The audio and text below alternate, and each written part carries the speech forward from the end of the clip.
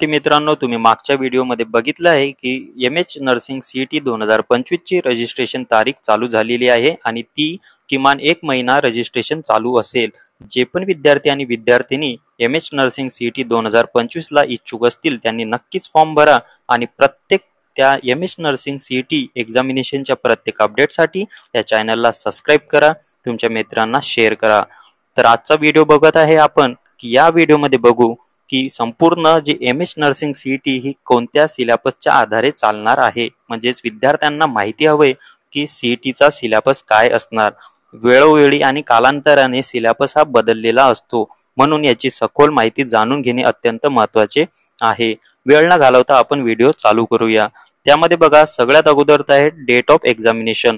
Date of examination ही येणाऱ्या भविष्य काळामध्ये डिक्लेअर करण्यात येईल आणि टेस्ट कोणत्या पद्धतीने होईल तर कॉम्प्युटर बेस्ड टेस्ट म्हणजे CBT म्हणजे संगणकाच्या मदतीने तुम्हाला परीक्षा सोडवता येईल.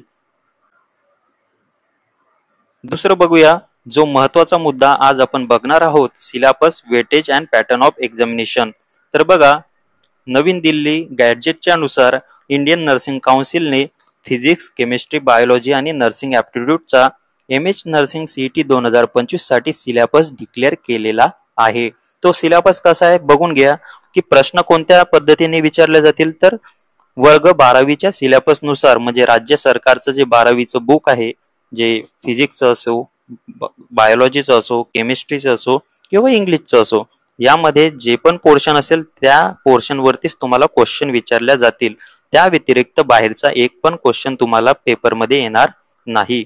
त्यामध्ये बघा, there is a no negative marking. सगळ्यात महत्वाचा आणि व्हॅलिड पॉइंट आहे तुमच्यासाठी, एक पण नकारात्मक गुण काय की नेगेटिव्ह मार्किंग नसणार.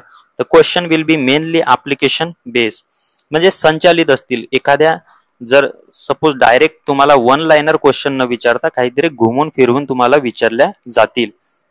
त्यानंतर बघा, तिसरा पॉइंट सांगितलेला आहे, MH nursing 2025 will be consist of 5 question paper of multiple choice question and each paper will be 20 marks. Details are given as below. तर एमएच नर्सिंग सीईटी 2025 चे जे पण क्वेश्चन असतील ते 5 क्वेश्चन पेपर बनवलेले असतील. त्यामध्ये MCQ बेस्ड क्वेश्चन असतील, म्हणजे एका प्रश्नाला 4 उत्तरे असे त्यामध्ये दिलेले असेल आणि त्या 4 उत्तरांपैकी एक योग्य उत्तर पर्याय तुम्हाला निवडल्या जावा लागेल. तर स्क्रीनवरती तुम्हाला दिसत असेल मित्रांनो, एक बॉक्स दिसत असेल, त्या बॉक्समध्ये संपूर्ण सिलेबस पॅटर्न तिथं टाकलेला आहे. तर त्यामध्ये तुम्ही बघा, ही जी PDF आहे ही MST CET ने डिक्लेअर केलेली आहे. तर ही ऑफिशियल PDF आहे. तुम्ही ही ऑफिशियल PDF माझ्या व्हॉट्सअप चॅनलला जाऊन तुम्ही तिथं सबस्क्राईब करून तिथून ती डाउनलोड करू शकता किंवा टेलिग्रामला सुद्धा अवेलेबल आहे. तुम्हाला हवी असल्यास मी ते माझ्या सोशल मीडिया अकाउंटला अपलोड करून टाकेल. तर बघा, तुम्हाला डिटेल आणि सविस्तर माहिती सांगतोय. हा सब्जेक्ट आहे नर्सिंग ॲप्टिट्यूड. यामध्ये एकूण प्रश्न असतील 20 आणि एकूण मार्क असतील 20. नर्सिंग ॲप्टिट्यूड मध्ये काय येईल तर बघा मित्रांनो, जे पण BSc नर्सिंग आणि JNM ला शिकवल्या जाते, जसं fundamental of nursing, mental health, child health, gynaecology, psychology, physiology, anatomy यासारखे जे बेसिक त्या सब्जेक्ट मधून बेसिक क्वेश्चन तुम्हाला विचारल्या जातील. उदाहरणार्थ एक एक्झाम्पल देऊ शकतो तुम्हाला, हँड वॉशिंग टेक्निक, असेप्सिस म्हणजे काय, फ्युमिगेशन म्हणजे काय, वगैरे वगैरे. तर जर तुम्हाला सखोल माहिती हवी असेल तर मला कमेंट बॉक्समध्ये सांगा, मी याची विस्तृत माहिती तुम्हाला देऊ शकतो. तर जे सब्जेक्ट आहे फिजिक्स ते सुद्धा 20 मार्क, केमिस्ट्री ते सुद्धा 20 मार्क, बायोलॉजी ते सुद्धा 20 मार्क आणि इंग्लिश सुद्धा 20 मार्क. एकूण हा क्वेश्चन पेपर 100 मार्काचा असेल आणि 100च काय असणार आहे प्रश्न असणार आहे, म्हणजे एका प्रश्नाला 1 मार्क असे मिळून 100 प्रश्नाला 100 मार्क एवढा तो क्वेश्चन पेपर असणार आहे. मिनिट किती असणार आहे तर एकूण 90 मिनिट तुम्हाला असणार आहे. तर अराउंड तुम्हाला 90 मिनिटाच्या आतमध्ये 100 प्रश्न सोडवणे गरजेचे असतील.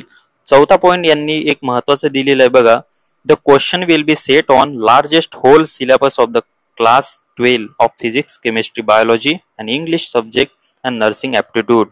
नर्सिंग ॲप्टिट्यूड सोडून बाकीचे जे पण सब्जेक्ट असतील हे 12वीच्या सिलेबसच्या आधारेच तुम्हाला टाकलेले गेलेले असतील. त्या पलीकडे कोणतेही क्वेश्चन त्यामध्ये येणार नाही. आता बघा एम एस नर्सिंग 2025चा जो रिझल्ट आहे तो कोणत्या आधारे लागेल तर पर्सेंटाईलच्या आधारे लागेल.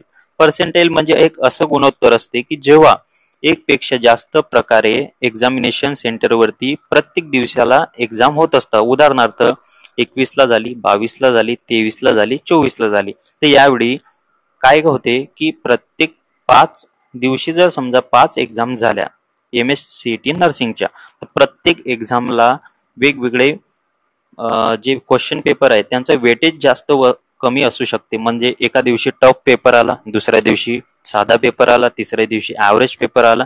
तर यावरून ते काय करतात, जे तुम्हाला निकाल देतात तर ते काय करतात, पर्सेंटाईलचा वापर करतात. त्यानंतर बघा ग्रीवियन्स अँड रेड्रेसल. तर हे काय आहे तर एखाद्या वेळी जर तुम्हाला एक्झामिनेशन सेंटरवरती काही बी प्रॉब्लेम आला असेल तर तिथले जे व्हेन्यू ऑफिसर आहे किंवा कंप्लेंट ऑथॉरिटी, स्टेट कमिशनर असेल तर त्यांना तुम्ही ग्रीवियन्स म्हणजे तुमची काय शिकायत वगैरे करू शकता. त्यानंतरचा महत्वाचा पार्ट आहे की जर तुम्हाला एक्झामिनेशन देत असताना असे काही MCQ किंवा असे काही क्वेश्चन आहे की जे चुकीचे आहे किंवा त्यांचं आन्सर चुकीचा आलेला आहे, ठीक आहे, तर ते तुम्ही काय करू शकता, MSCET म्हणजे MahaCET.org ला तुम्ही तिथं सबमिट करू शकता आणि तिथं तुमचं काय होईल की तुमच्या शंकेचे निवारण किंवा तुम्हाला जर ते बरोबर असेल तर ते बरोबर उत्तर मिळून जाईल. जर हा व्हिडिओ आवडला असेल तर नक्की चॅनलला सबस्क्राईब करा, लाईक करा. धन्यवाद.